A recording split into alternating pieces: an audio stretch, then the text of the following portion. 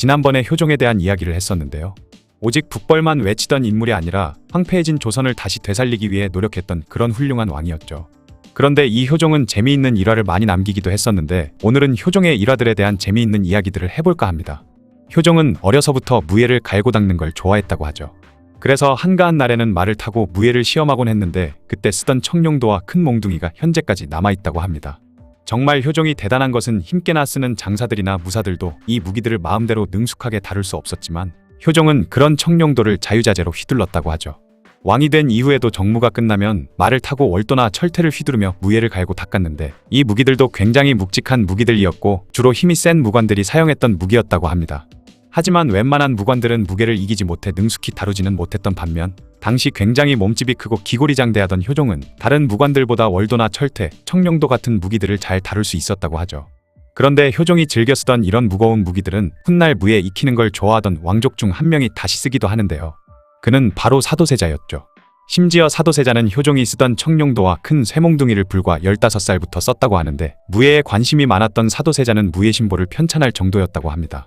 효종에게는 팔장사라고 불리는 8명의 호위무관이 있었다고 하는데요.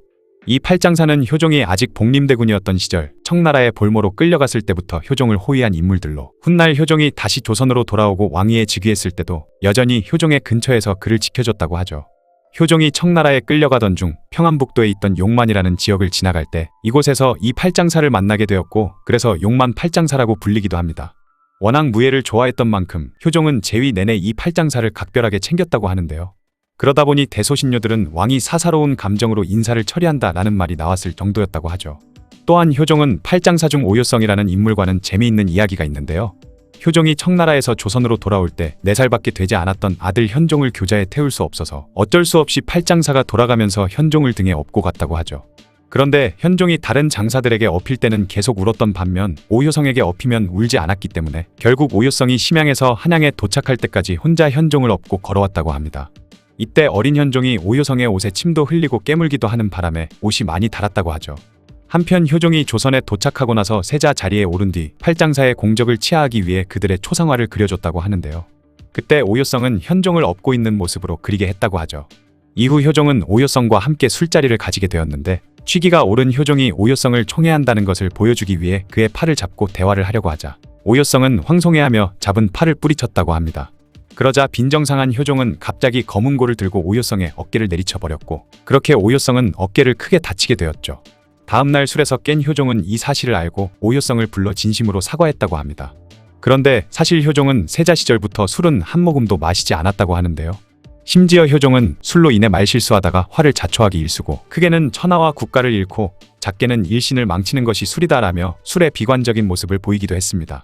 거기다가 효종은 조선 관리들의 음주 문화를 비판하기도 했으며 관리들에게 술을 줄이라는 교지까지 내렸고 1658년에는 아예 금주령까지 내렸을 정도로 술을 극혐했죠.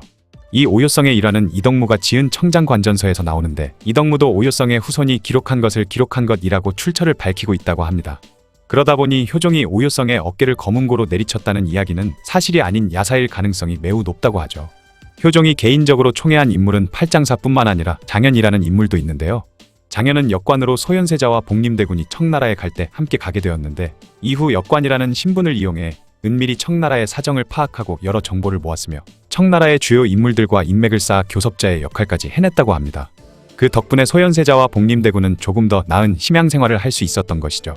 또한 40여 년간 무려 30여 차례나 북경을 오가며 조선의 대소사를 도맡아 처리했고 뛰어난 외국어와 외교 실력으로 수차례 조선을 위기에서 구하면서 역관으로서는 하기 어려웠던 엄청난 역할을 소화해냈던 것입니다. 그러던 1653년 어느 날 역관들이 청나라에 갈 때 무려 50수레가 넘는 인삼을 가져가다가 걸린 적이 있는데 이때 장현을 탐탁치 않게 여겨오던 문관들은 아무런 증거가 없음에도 불구하고 그 인삼의 주인은 장현이다라는 모함을 했던 적이 있죠. 그렇게 잘못하면 큰 처벌을 받을 수도 있었던 장현은 효종이 노골적으로 그를 비호해 주었던 덕에 처벌을 받지 않았던 적도 있었습니다. 그리고 북벌을 준비하던 효종을 위해 청나라의 기밀 정보와 비밀 문서를 입수하는 등 첩자 역할을 수행했으며 호란 이후 조선에서는 제조가 금지된 화약과 화포 등의 무기를 밀매하기도 하는 등 목숨과 개인 재산을 아끼지 않고 위험한 일을 자발적으로 했다고 하죠. 이후 왕위에 오른 효종은 그간의 공을 인정해 역관에 불과했던 장현을 45세의 젊은 나이에 정의품 자원대부로 임명할 정도로 그를 굉장히 총애했다고 합니다. 이후 장현은 숙종 3년에 종일품 숙록대부에 이르기까지 했던 최고의 역관이었죠. 그리고 장현에게는 훗날 궁녀로 입궁하게 되는 오촌 조카가 있었는데 그녀가 바로 희빈장 씨입니다. 그 외에도 북벌을 준비하던 효종이 이완 장군을 등용할 때의 일화도 굉장히 재미있는데요. 어느 날 효종은 한밤중에 무신들을 급하게 궁으로 들라고 명했습니다. 그리고 미리 군졸들에게 촉이 없는 화살을 주고 이 무신들이 국내로 들어오면 활을 쏘라고 했던 것이죠.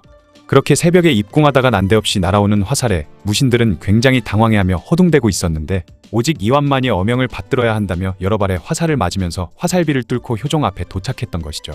그리고 효종은 그에게 어떻게 올 수 있었냐고 물으니 그는 전하께서 급하게 부르시니 어떤 큰일이 있을 거라고 생각하고 관복 안에 두꺼운 갑옷을 입었습니다. 그래서 화살이 날아와도 개의치 않고 들어올 수 있었습니다 라고 말했던 것입니다. 그 말을 들은 효종은 이완의 충성심에 크게 감탄하며 이완에게 상을 줌과 동시에 북벌의 최고 지휘관으로 임명했다고 하죠. 효종은 가정생활에도 충실한 인물이었는데요.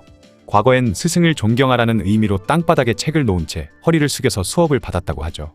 그런데 효종은 너무 사랑스러운 세자의 허리가 아플까봐 세자가 보는 책이 공자의 말씀이 적힌 논어인데 어찌 바닥에 두고 수업을 할 수 있느냐며 책상에 올려놓고 하라고 했지만 실패하기도 했다고 합니다. 그런 다정하고 풍채도 좋았던 효종은 의료사고로 인해 북벌은 하지도 못하고 목숨을 잃고 말았는데요. 그런데 워낙 갑자기 죽었던 탓에 정사와 야사에는 죽음에 대한 이야기가 굉장히 많이 있죠. 1659년 4월 한 노인이 창덕궁 도남문 앞에 호련히 나타나 궁을 향해 소리를 쳤다고 하는데요. 6월에 나라에 큰 화가 있을 것이니 불타버린 경복궁 터에 초가를 짓고 그곳에서 화를 물리치는 제사를 지내야 합니다 라고 외쳤다고 하죠. 그러자 지나가는 사람들은 모두 미친놈 취급을 했다고 합니다.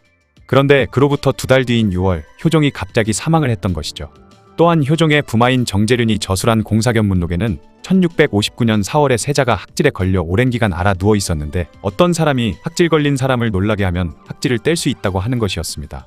그러자 효종은 세자를 창덕궁 경운각 아래에 있게 하고 궁녀를 시켜 몰래 기와를 가지고 누각 위로 올라가 밑으로 던져 깨뜨리고는 궁녀 누구가 누각에서 떨어져 죽었다라고 일제히 외치게 했다고 하죠. 이로 인해 국내에서는 난리가 나버렸는데 이 모습을 보고 있던 한 명의 나이든 궁녀가 난 사대 조정을 받들었는데 궁중에서는 무슨 일이 일어나면 조용히 진정시키는 게 정상이지만 아무 일도 없이 일부러 무슨 일이 일어난 것처럼 하였으니 상서롭지 못한 징조다 라고 말했다고 합니다. 이상한 노인이 나타났을 때와 세자 학질 때가 둘 다 효종이 죽기 2달 전에 일어난 일이니 확실히 좋지 않은 징조가 보이긴 한 것 같네요. 그 외에도 정재륜이 저술한 한거만록에서는 효종이 죽기 1달 전에 창덕궁 후원에서 잔치를 열었는데 이 자리에서 하나의 시를 읊었다고 합니다. 그런데 시를 다 읊고 나서 9월에 단풍이 들면 다시 부르겠다라고 말한 뒤 갑자기 슬픈 표정을 지으며 뒷날 다시 만날 것을 어찌 기약할 수 있겠는가라고 말했다고 하죠. 이런 걸 보면 효종 자신도 어느 정도 자신의 수명이 다한 것을 알았던 것 같기도 합니다.